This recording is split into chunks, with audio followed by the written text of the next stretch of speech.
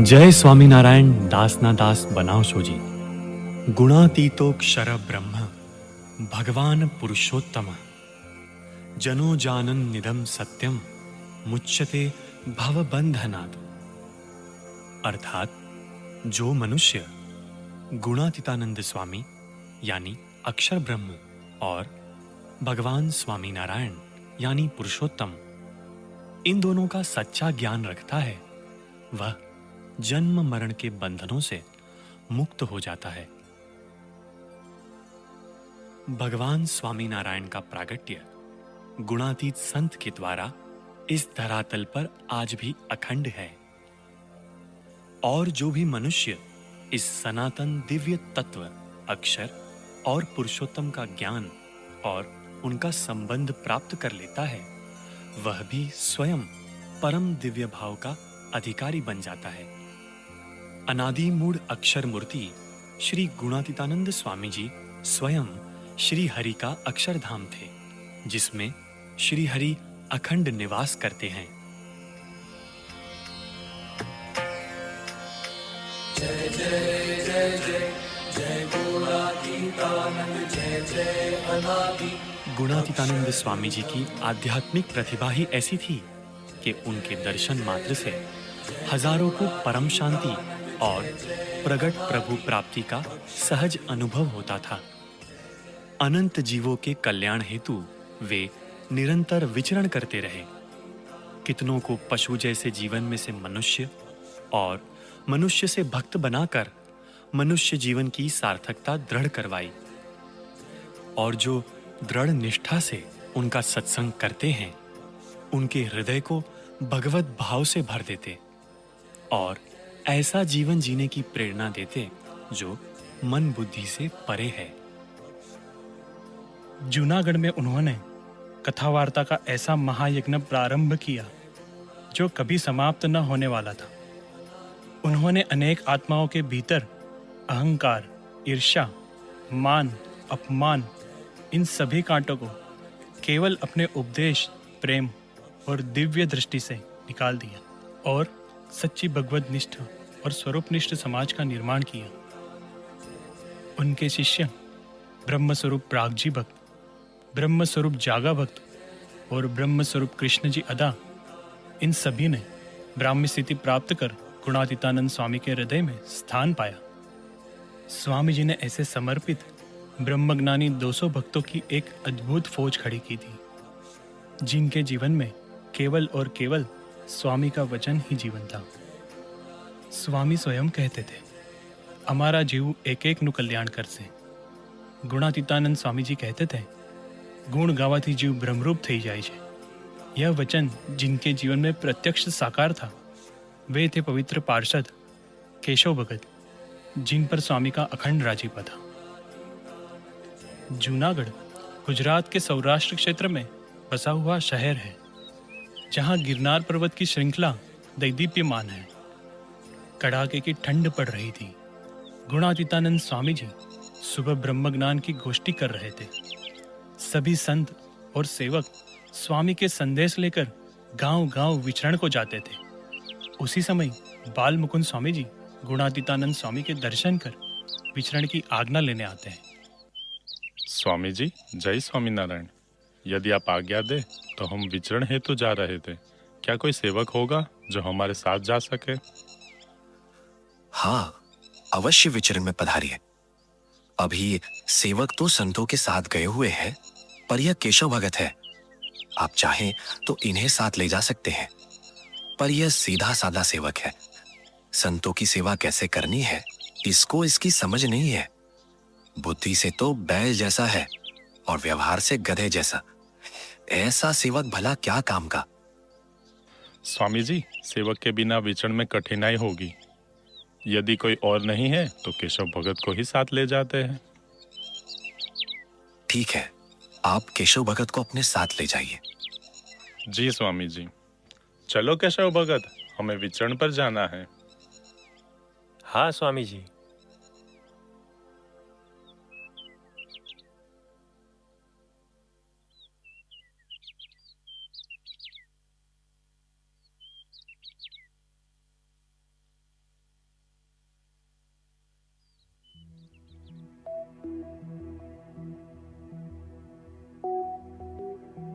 केशव, आप मंदिर में बहुत सेवा करते हो, पर स्वामी, मुझे तो कुछ समझ नहीं है। गुणातीतानंद स्वामी जी जैसा सिखाते हैं वैसा कर लेता हूँ। आपकी किसी भी सेवा का श्रेय आपको मिलता कहाँ है? स्वामी, सेवा देने वाले और सेवा करवाने वाले तो स्वयं गुरु गुणातीत है, तो मुझे सेवा के श्रेय का क्या लोभ। आप तो पूरे दिन स्वामी स्वामी करते फिरते हो, पर जानते हो स्वामी जी तुम्हारे बारे में क्या कहते हैं? अच्छा, स्वामी मेरे बारे में क्या कह रहे थे? आपको बुरा लगेगा, पर मेरा काम बताना है।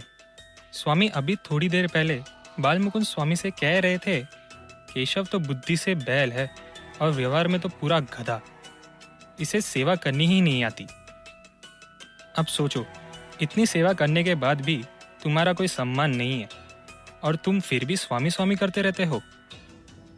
क्या क्या स्वामी ने ऐसा कहा मेरे बारे में? मैं 100% सत्य कह रहा हूँ, पूछे इस साधु को। हाँ, सच कह रहे हैं ये। मैं भी वहीं था। मैंने भी सुना कि वे तुम्हें बैल और गधा कहकर अपमानित कर रहे थे। क्या स्वामी ने मुझे बैल कहा, मुझे गधा कहा? ओहो, कैसे गुरु गुणातीत, जिनकी दृष्टि अनंत ब्रह्मांडों पर भी नहीं पड़ी, वे मुझे ऐसा बोल रहे थे। मेरे कितने बड़े भाग्य है कि स्वामी ने मेरे जैसे छोटे सेवक को याद किया। मैं तो धन्य हो गया। ये सच में बैल जैसा है, इसे सच और झूठ का ज्ञान ही नहीं। चलो इसे छोड़ो।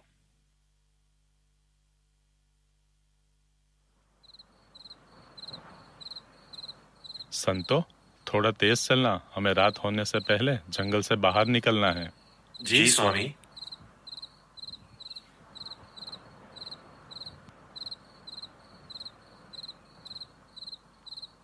अरे केशव, ये संत कहाँ गए? तुम्हारे पीछे ही तो थे। अंधेरा होने वाला है, मैं यहाँ रुकता हूँ। तुम जाकर संतों को खोज लाओ और उनसे कहो कि थोड़ा वेग से चलें। जी स्वामी जी।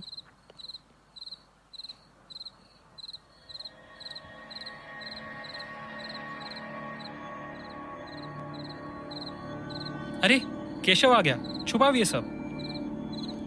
संतो, आप ठीक तो है ना? अरे केशव, तुम स्वामी के साथ थे, यहाँ क्यों आ गए? स्वामी ने ही भेजा है, कहा है अंधेरा होने वाला है, इसलिए जल्दी चलना होगा।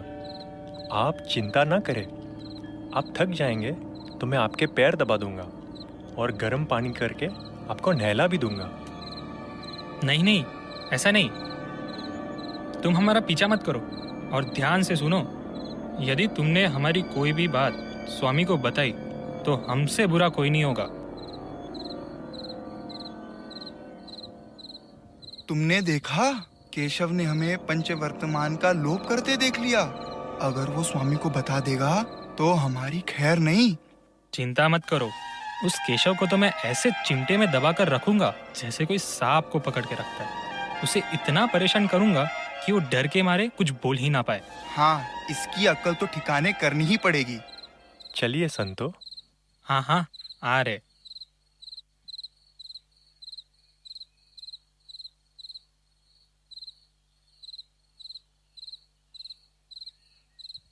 संतो, थोड़ी दूर और चलेंगे तो गांव आ जाएगा, वहीं आज रात विश्राम करेंगे।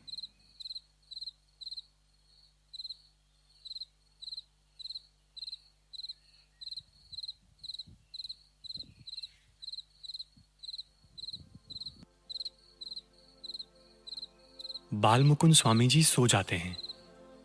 संतों के पैर दबाते दबाते केशव भगत भी थक कर सो जाते हैं।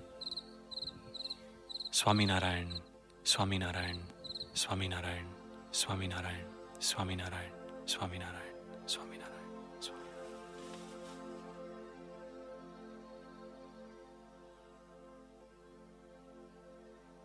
ठंड बहुत अधिक है। संत चुपके से घड़े में भरा बर्फ जैसा ठंडा पानी केशव भगत पर डाल देते हैं। स्वामी, स्वामी।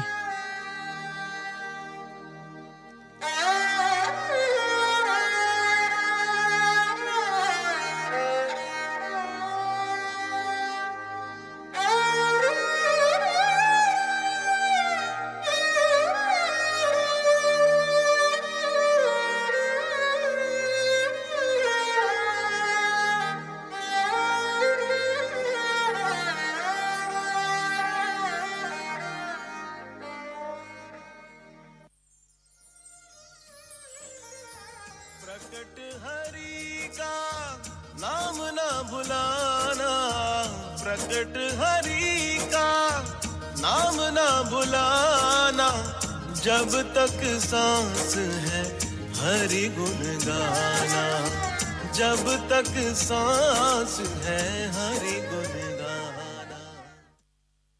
संतो, जय स्वामीनारायण। चलिए, हमें विचरण के लिए निकलना है। हाँ हाँ, पता है।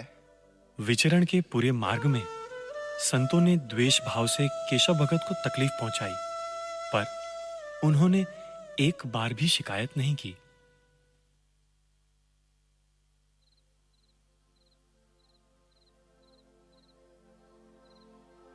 जय स्वामीनारायण स्वामी, जूनागढ़ से गुणातीतानंद स्वामी का संदेश आया है। चलिए देखते हैं स्वामी जी की क्या आज्ञा है।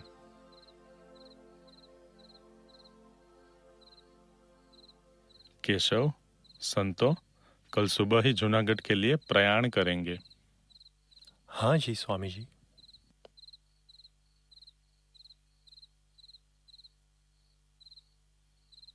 ठंड अत्यधिक थी। केशव भगत लकड़ियां काटकर ले आए ताकि संतों को थोड़ी गर्मी मिले और वे आराम से रात बिता सके।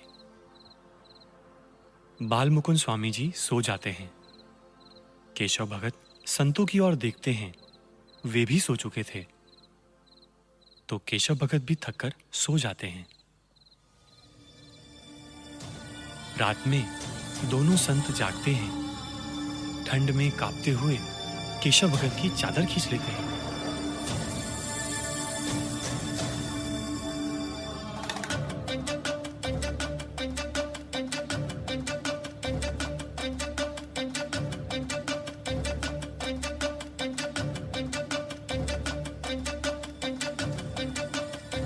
पहली बार, फिर दूसरी बार, तीसरी बार चादर खींचते ही अचानक दिव्य प्रकाश प्रकट होता है। वहां सर्वाधार गुणातीतानंद स्वामी जी दिव्य स्वरूप में प्रकट हो जाते हैं।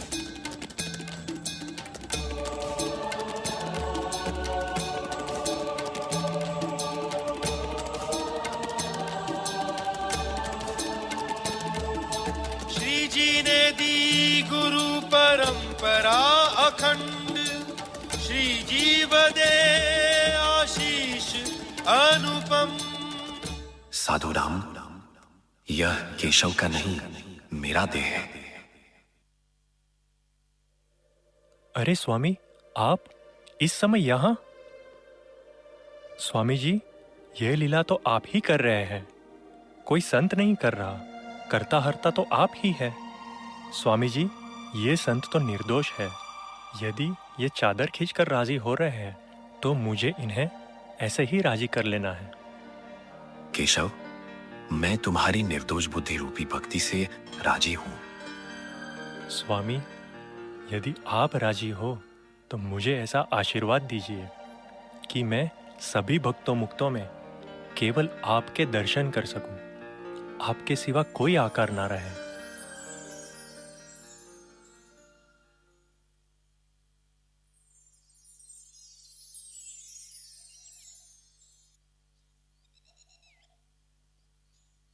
अरे केशव, तुम्हारा पूरा शरीर काला पड़ गया है और तुम अस्वस्थ भी लग रहे हो। पर मुझे पता है कि तुमने विचरण में हमारी और संतों की बहुत सेवा की है और सेवा में अपना जरा भी ध्यान नहीं रखा। स्वामी तो कहते थे तुम्हें सेवा करनी नहीं आती, लेकिन तुमने तो अत्यंत भक्ति से सेवा की है। नहीं स्वामी जी, ऐसा नहीं है। ये तो अत्यधिक ठंड पड़ रही है। बाकी सेवा तो आपने मेरे आत्मा की है कि आपने अखंड गुरु गुणातीत की बातें कर मुझे तृप्त कर दिया।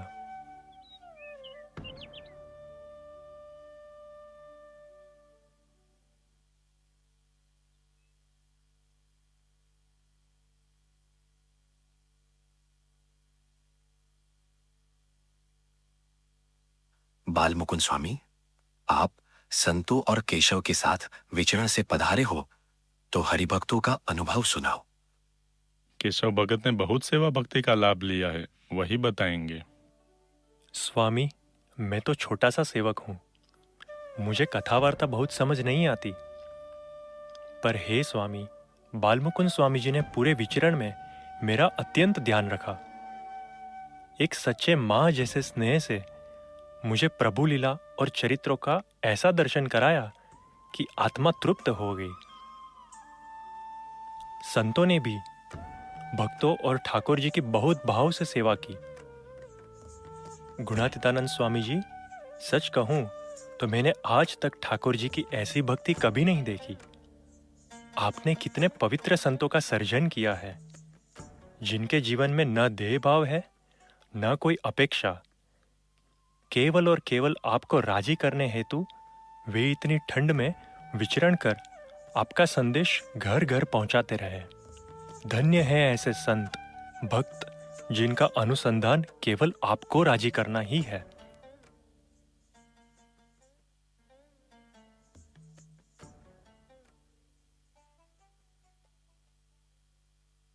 चलो केशव, मुझे ठाकुर जी के दर्शन करने ले चलो।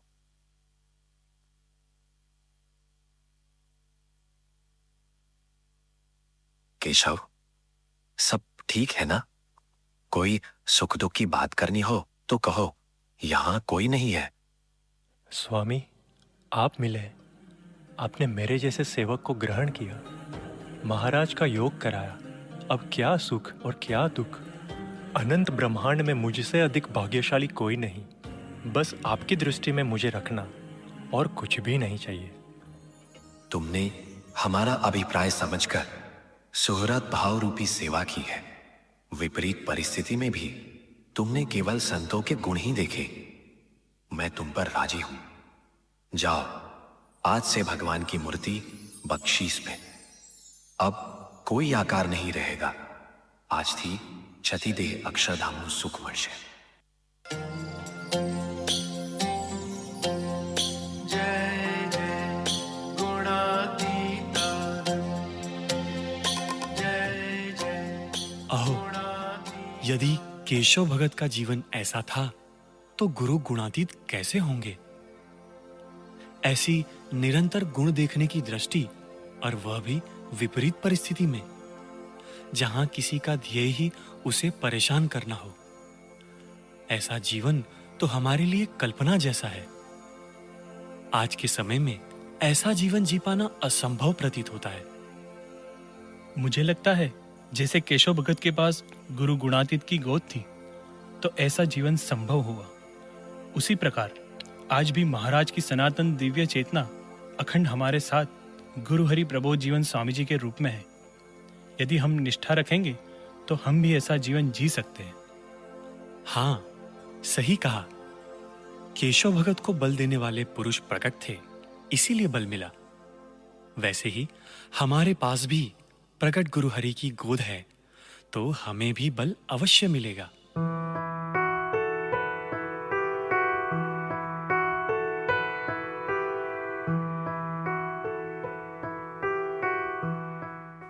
જેમ કેશવ ભગતે મહિમાપૂર્ણ દ્રષ્ટિથી કોઈ પણ પ્રકારના ધોકા વાંધા વચકા વગર કેવળ સૌના ગુણ જ જોયા અને ગાયા, તો ગુણાતીતાનંદ સ્વામીએ ખૂબ જ રાજીપો બતાવ્યો. એમ ચાલો આપણે સૌ ગુરુહરિ હરિપ્રસાદ સ્વામીજીનો પૂર્વાશ્રમનો પ્રભુદાસભાઈનો એક પ્રસંગ નિહાળીએ. પોતાના અવગુણ જોવા એ કાંઈ લઘુતા ગ્રંથિ નથી, પરંતુ એવી સાધના તો માનના પડડો કાઢી નાખી ગરીબ ભાવમાં લઈ જાય છે અને બીજાના ગુણ જોવાની દ્રષ્ટિ અંતરમાં નવીન પ્રકાશ પાથરે છે. એક દિવસ પ્રભુદાસભાઈ અને એમના એક મિત્ર ગોંડલ મંદિરમાં એક ઓટલા પર બેઠા હતા. તમે જાણો છો, મારી પાસે એક વિચાર છે. ચાલો આજે કંઈક અજમાવીએ. શું છે પ્રભુદાસભાઈ? ચાલો આપણે એક કરાર કરીએ. અહીંથી આપણે પસાર થતા દરેક વ્યક્તિ પર નજર રાખીશું અને દરેક વ્યક્તિ માટે આપણે એમનો એક સારો ગુણ જોઈશું અને એમની પ્રશંસા કરીશું. તે એક અદ્ભુત પ્રથા જેવું લાગે છે. હું તૈયાર છું. ઉત્તમ. તો તમે શરૂઆત કેમ નથી કરતા? ના પ્રભુદાસભાઈ, કૃપા કરીને તમે શરૂઆત કરો. એક સામાજિક નેતા, સ્પષ્ટ વક્તા, શીખવા માટે ઉત્સુક, ખૂબ ઉત્સાહિત. જુઓ, પેલા મફતિયા રોટલા તોડે છે. હા, જુઓ જુઓ, રોટલા નહીં ઓટલા ઈ તોડે છે. બાપા તરફનો સદ્ભાવ, શ્રેષ્ઠ રમતવીર, ખેલદિલ. આમ કરતા કરતા 3 કલાક પસાર થઈ ગયા. તેઓ બીજાઓના ગુણ જોવામાં એટલા બધા રસબસ થઈ ગયા કે આત્માની ભૂખ શરીરની ભૂખને ભૂલી ગઈ. ગુરુ, આ તમે બે જણા ક્યારના આટલું બધું ધ્યાનથી શું કરો હો?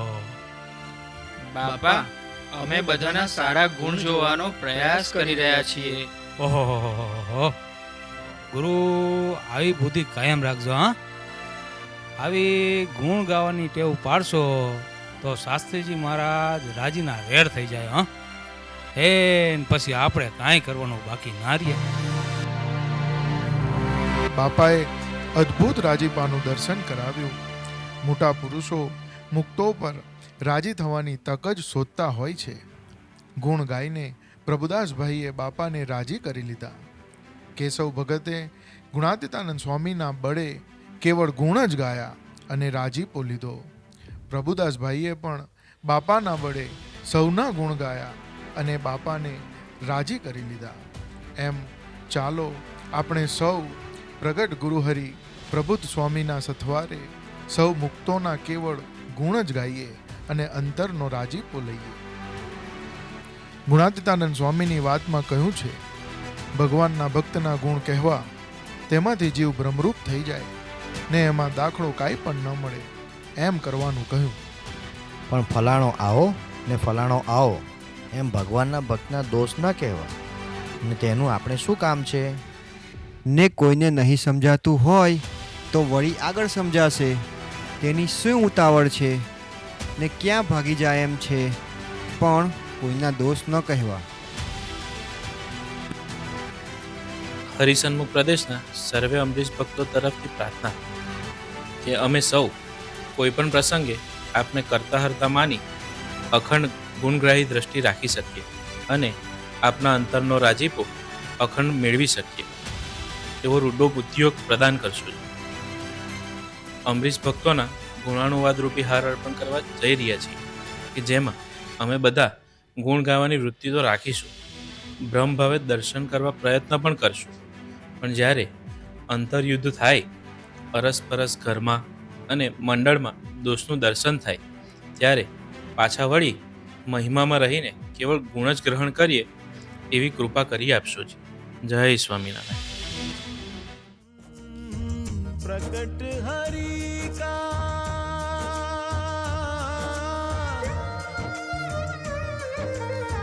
प्रकट हरि का नाम ना भुलाना, प्रकट हरि का नाम ना भुलाना, जब तक सांस है हरि गुण गाना, जब तक सांस है हरि गुण गाना.